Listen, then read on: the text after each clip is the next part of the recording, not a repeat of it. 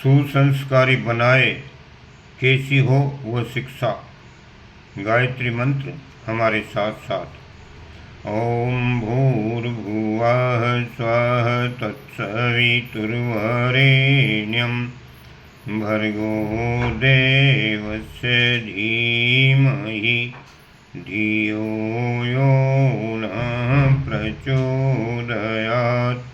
देवियों एवं भाइयों, आज हम एक बहुत छोटी सी शुरुआत कर रहे हैं जो बाहर से देखने में कोई खास महत्व की मालूम नहीं होती।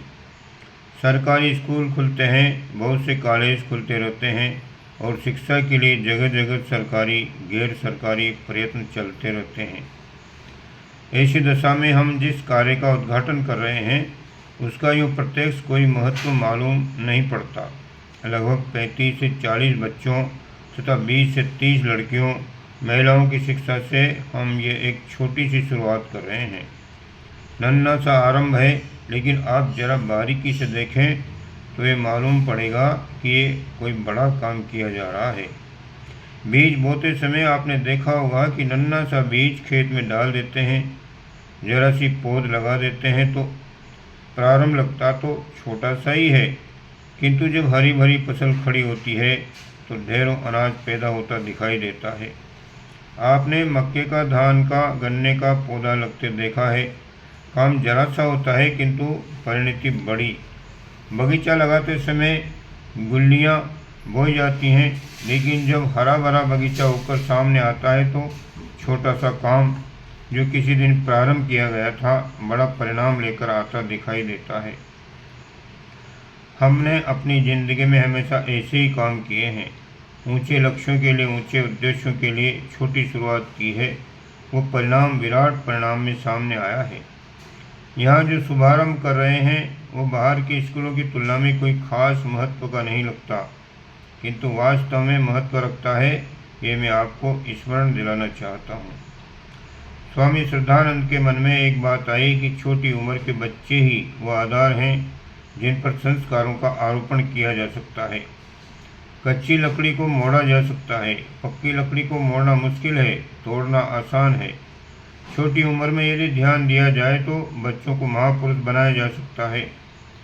रामचंद्र जी और लक्ष्मण जी को विश्वामित्र जी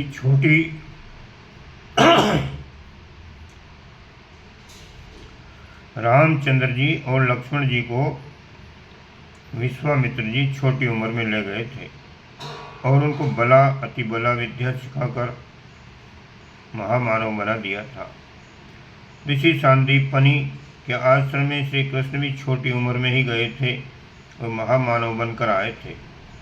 लव एवं कुश का शिक्षण वाल्मीकि के आश्रम में तब हुआ था जब वे बालक थे। छोटी उम्र का बड़ा महत्व है। बड़ी उम्र होने पर आते तो शायद इतना बड़ा परिणाम न निकलता। जितने ज़्यादा ऊंचे स्तर का शिक्षण छोटी उम्र में सिखाया जा सकता है, बड़े होने पर उतना संभव नहीं है। स्वामी श्रद्धानंद ने यही प्रयास किया। एक छोटा सा स्वयं का मकान था, उसे बेच दिया। मकान की कीमत मिली 5,000 रुपये। आज से लगभग 80 वर्ष पुरानी बात मैं कह रहा हूँ। घर बेचने के बाद हरिद्वार में गंगा के पार कांगड़ी गांव में गुरुकुल के नाम पर छोटे छोटे झोंपड़े बनाए और 10 विद्यार्थियों से अपनी संस्था की शुरुआत की। जिनने भी देखा सबने मखौल उड़ाया। 10 बच्चों का भी कोई स्कूल होता है। स्कूलों की तो बड़ी शानदार इमारतें होती हैं। देहरादून, मसूरी में पब्लिक स्कूलों का ठाट बाट तो देखिए। उनके मुकाबले पूछ की झोंपड़ियों का भला क्या मूल्य। किंतु सिद्धांतों के प्रति अडिग श्रद्धानंद ऊंचे लक्ष्य को लेकर काम करते गए। गंगा में आई बाढ़ भी उनके उद्देश्य को डिगा नहीं सकी। एक शानदार संस्था के रूप में गुरुकुल कांगड़ी उभर कर आई। उसमें से बड़े शानदार आदमी निकले। इंद्रसेन, विद्यावाचस्पति, सत्यदेव, विद्यालंकार, राम गोपाल विद्यार्थी जैसे कुछ गिने चुने किंतु तपे हुए आदमी जो उन दिनों इस गुरुकुल से निकले, किसी दूसरे स्कूल से नहीं निकले। हमारे प्रत्येक काम को आप देखें तो आपको लगेगा कि वो प्रारंभ में भले ही छोटा हो, किंतु ऊंचे उद्देश्यों को लेकर आरंभ हुआ वो बड़े परिणाम तक पहुंचा। एक छोटा सा छापाखाना खोला था हमने आज से 40-42 साल पहले। जिसने देखा हंसते हंसते लोटपोट हो गया। 350 रुपये की हाथ से चलने वाली मशीन से कोई जमाने को बदलने वाली पत्रिका भी छप सकती है क्या? सबने कहा, क्यों पैसा नष्ट करते हो? कुल 1000 का छापाखाना, काम करने वाले 3 आदमी, हाथ से बना कागज, देखने में छोटा सा छापाखाना, पर हमारा मकसद बड़ा था, उद्देश्य बड़ा था, तो परिणाम जो निकल कर सामने आए वे कैसे शानदार थे। छोटी मशीन में दुनिया को हिला देने वाला ऊंचे मकसद व उद्देश्यों वाला साहित्य छपता था, जबकि बड़ी बड़ी मशीनों में आपको क्या क्या बताएं, गंदे उपन्यास और गंदी किताबें छपती हैं। किंतु हमारे छोटे से प्रेस ने दुनिया को झकझोर दिया। जिसके पीछे मकसद काम करते हैं, उद्देश्य काम करते हैं, तो क्रियाकलाप छोटे हों या बड़े, फलते व फूलते हैं। एक और उदाहरण आपको दूं। राजस्थान की वनस्थली नाम की एक जगह पर एक अध्यापक ने छोटा सा बालिका विद्यालय खोला। हीरालाल शास्त्री नाम के गांव के उस छोटे से अध्यापक ने अपना सब कुछ निछावर कर दिया, तो वहाँ अब क्या है, करोड़ों रुपए की इमारत बनी है। लड़कियाँ हवाई जहाज़ चलाना सीखती हैं। सही अर्थों में आत्मनिर्भर बन नारी को जगाने की विद्या में निष्णात होती है। न जाने क्या क्या वहाँ पढ़ती हैं। ये सब इसलिए हुआ कि इस सब के पीछे ऊंचा उद्देश्य था।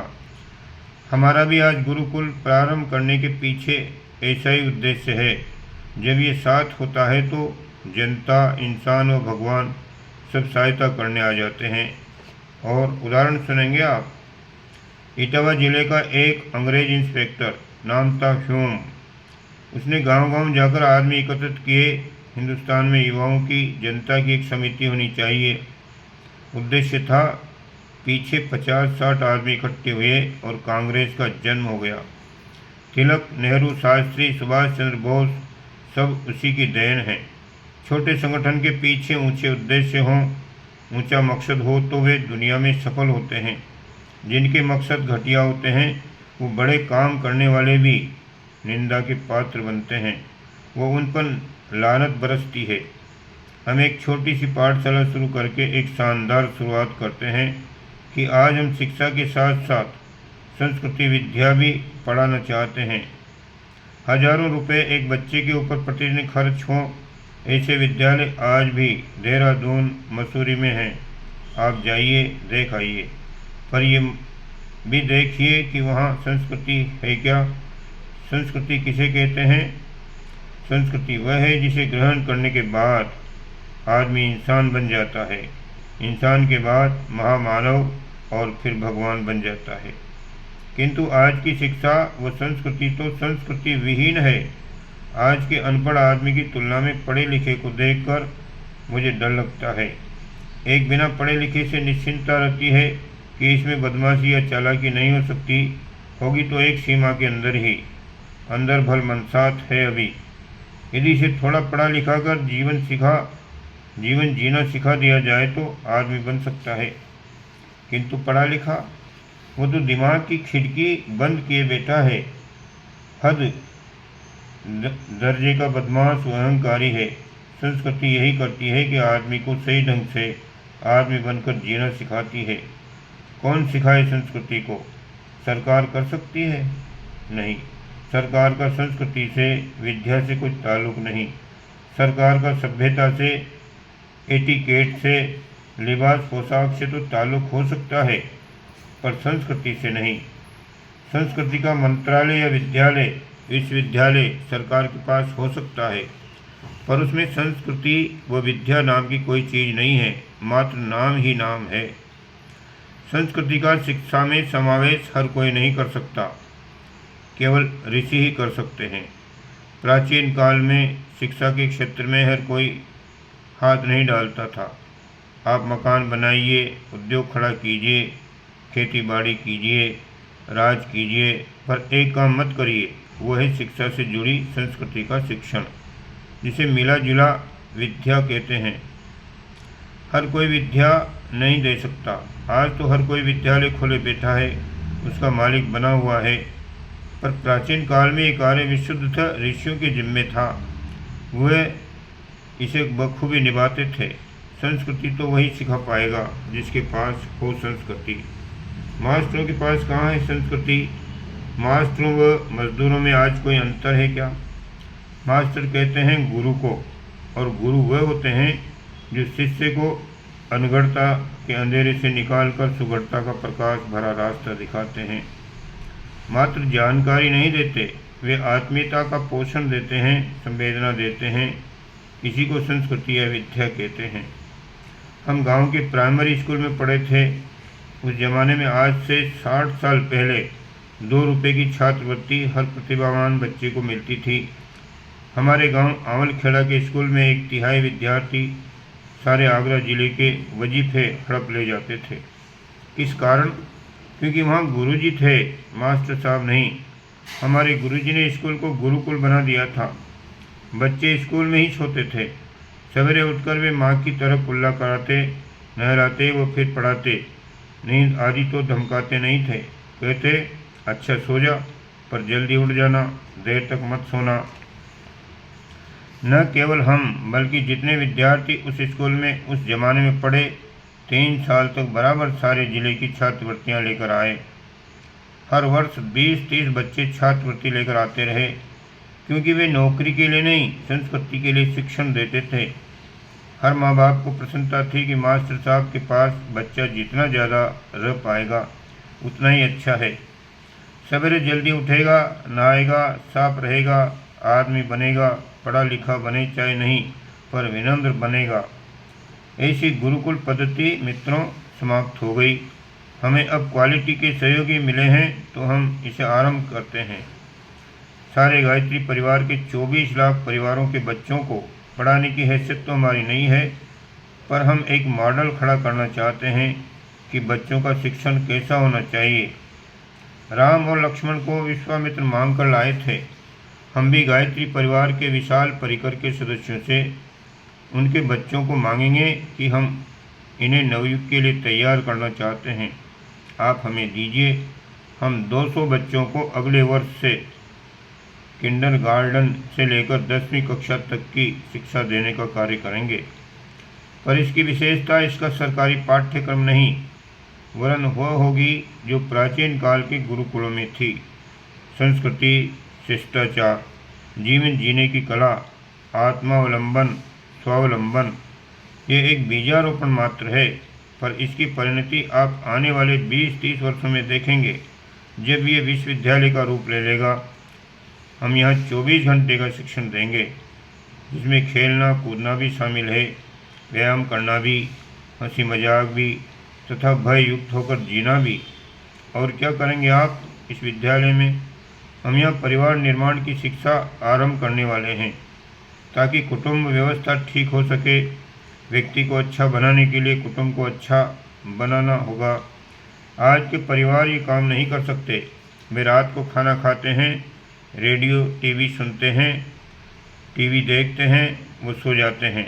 सुबह तक बच्चे उठते हैं। जब बच्चे स्कूल चले जाते हैं, परिवारों को बनाने के लिए हमें नारियों का शिक्षण देना पड़ेगा। वही बच्चों में संस्कारों का आरोपण कर पाएंगी। नारियों के शिक्षण के बिना गुरुकुल में बच्चों का शिक्षण अधूरा है। मात्र बच्चों का गुरुकुल एक भवन तक सीमित नहीं, ये समग्र परिवार शिक्षण का आरण्यक गायत्री तीर्थ के रूप में हमने इसलिए बनाया है। आज नारी जाति की व उसके कारण परिवारों की जो दुर्गति, उसे देखकर हमें दुख होता है। बच्चियां पढ़ती हैं, बीए करती हैं, एमए करती हैं, ये पढ़ाई किस काम आती है? नौकरियां कहाँ रखी हैं? सबसे बड़ी बात है कुटुंब की संस्था का संचालन।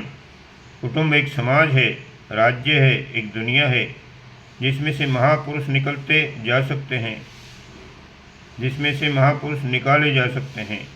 व्यक्ति को क्या से क्या बनाया जा सकता है। शादी और परिवार का कोई ताल्लुक नहीं है। पेट से बच्चा पैदा होता है, वही परिवार कहलाता है, ये सही बात नहीं है। शादी करने से ही परिवार बनता है, ये कोई ज़रूरी नहीं है। परिवार है सहयोग सहकार का नाम, हिल मिलकर रहने की भावना का नाम।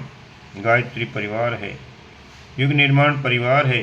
परिवार की भावना यदि बन सके तो समाज बन सकता है।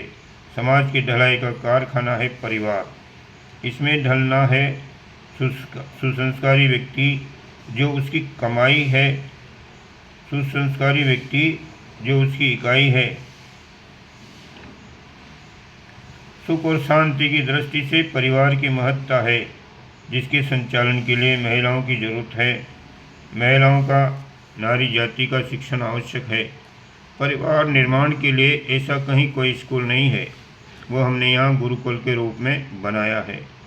बच्चों की समस्याएं समझकर उनका समाधान करने, उन्हें ही नहीं परिवार के हर सदस्य को ढाल देने की कला भगवान ने जितनी नारी को दी है उतनी और किसी को नहीं। पुरुषों के हाथों में धमकाने की कला दी है, वह नारी को जो कला दी है उसे मोहब्बत कहते हैं, संवेदना कहते हैं, करुणा कहते हैं। पुरुषों के पास ताकत तो है, समर्था तो है, पर मोहब्बत नहीं है। उन्हें बढ़ाने के लिए, ढालने के लिए नारी को ही आगे बढ़ाना होगा। हम आपसे, कार्यकर्ताओं की बेटियों से, धर्म पत्नियों से, देव कन्याओं से, जो यहाँ माता जी की गोदी में रहकर पली, उन सब से इस स्कूल की परिवार निर्माण की प्रयोगशाला की शुरुआत करते हैं। गायत्री परिवार के लोगों से कहते हैं कि अपनी पत्नियां हमें सौंपिए, हम उन्हें संस्कारवान बनाएंगे। संस्कार किसी के पास नहीं है, सास के पास हैं। सास तो उससे भी ज़्यादा फूहड़ है, अपनी बेटी बहू को कहाँ से देगी वो संस्कार। इसलिए समय की आवश्यकता को देखते हुए हम संस्कारों के शिक्षण के द्वारा एक गुरुकुल आरंभ करते हैं, विद्या, संस्कृति व ज्ञान द्वारा नई पीढ़ी को बनाने के लिए। हमारी तो इच्छा थी कि स्कूली पाठ्यक्रम भी इस शिक्षा से निकाल देते, पर क्या करें, मजबूरी है। बच्चे, उनके अभिभावक कहेंगे कि हमें नौकरी के लायक भी नहीं बनने दिया। हम तो उन्हें जीवन जीने की कला, बड़ा आदमी, महामानव बनने की विधा सिखाना चाहते हैं। पर समय को देखते हुए विद्यालयीन सरकारी पाठ्यक्रम भी साथ जोड़ दिया है। मैट्रिक तक तो सरकारी शिक्षण पद्धति से पढ़ाएंगे, पर साथ में जीवन की दिशा का निर्धारण करना, अपना भविष्य स्वयं कैसे बनाया जाए, इस विधा का शिक्षण करेंगे। संस्कारवान बनाएंगे। सामान्य जानकारी मिले वहाँ तक तो हम बर्दाश्त करते हैं, पर कॉलेजों की पढ़ाई का जब प्रश्न आएगा तब हम अपना बनाएंगे। भारतीय संस्कृति का शिक्षण करने वाला एक विश्वविद्यालय स्तर का तंत्र हम खड़ा करेंगे। कब करेंगे आप देखिएगा। हम हो न हो पर बीज बो रहे हैं। हमारे उत्तराधिकारी आने वाले 10-15 वर्षों में ये समग्र तंत्र तैयार कर देंगे। आपको इस संबंध में आशावादी होना चाहिए। आज हमें IAS की नहीं, समाज को सुधारने वाले लोक सेवियों की जरूरत है। समाज को शानदार मनुष्यों की जरूरत है। स्वस्थ चिंतन करने वाले युवा रक्त की जरूरत है। इसलिए स्कूलों की, कॉलेजों की शिक्षण पद्धति में व्यापक क्रांति पैदा करने के लिए यही से वातावरण बनाते हैं। न जाने इनमें से कौन गांधी, नेहरू है, सुभाष बोस है, खुदीराम है। प्रत्येक के अंदर की मौलिक क्षमता को निखारने का प्रयास करेंगे। 4 घंटों की सरकारी पढ़ाई व 20 घंटों की हमारी संस्कारों वाली पढ़ाई उज्ज्वल भविष्य के लिए जरूरी है। संस्कारवान बच्चे और सुसंस्कारी, संवेदनशील, स्वावलंबी, शिक्षित नारी शक्ति, इन्हीं 2 को बढ़ाएंगे हम। इस दिशा में हमारे कदम छोटे भले ही हों, लेकिन परिणाम शानदार होंगे। आप देखना, अगले दिनों सारी शक्तिपीठों में यही शिक्षण व्रत रूप में चलने लगेगा। वह देखते देखते विद्या विस्तार की क्रांति होती चली जाएगी।